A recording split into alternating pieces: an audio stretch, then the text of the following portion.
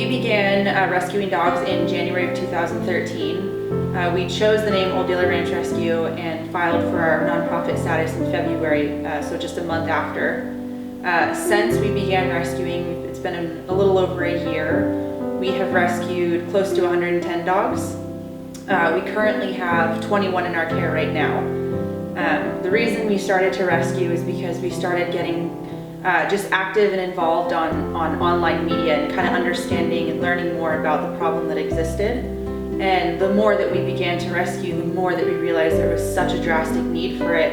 And we kind of started out with one dog, and that turned into 2 dogs, and that turned into 10 dogs, and I think at one point we were close to 30. So we definitely dove in head first, and we're really happy that we did it. It's been a long journey. We've come a long ways. We've grown a lot. We've learned a lot. But we definitely recognize the need that the solution to this problem is far from over, and the necessity for organizations such as ourselves and Care for Paws is still very much necessary. So, for the Old Yeller Ranch Rescue adoption process, I completed an adoption application. I came out to the ranch and did an initial interview. I brought my dog so that way she could meet Sky. Then we did a home check where Sky came over to my house, Old Yeller Ranch Rescue, did a yard check, everything checked out. I was really impressed with how well they were willing to work with me and make it easy for me to adopt Sky and welcome her into my home. Everything checked out great with the home check, so then I was able to adopt Sky. I can't imagine my life without Sky, and if it wasn't for Old Yeller Ranch Rescue, Sky wouldn't be here. And I couldn't imagine not having her in my life.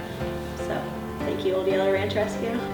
We've had Mr. B for so long simply because we're pretty diligent about picking the right homes for each dog, and his struggle with other dogs has made it difficult to place him in homes where we know for certain that he's going to get the attention and care that he needs. And we're confident that at the right time, his home will come along. But in the meantime, we're dedicated and committed to him, and we need to get him in a space that's bigger, and he'll be happier.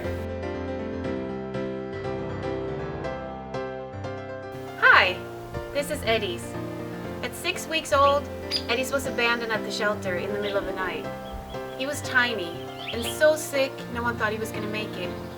But he did make it, and he ended up at my house, where he now spends his time stealing underwear and socks and bossing everybody around.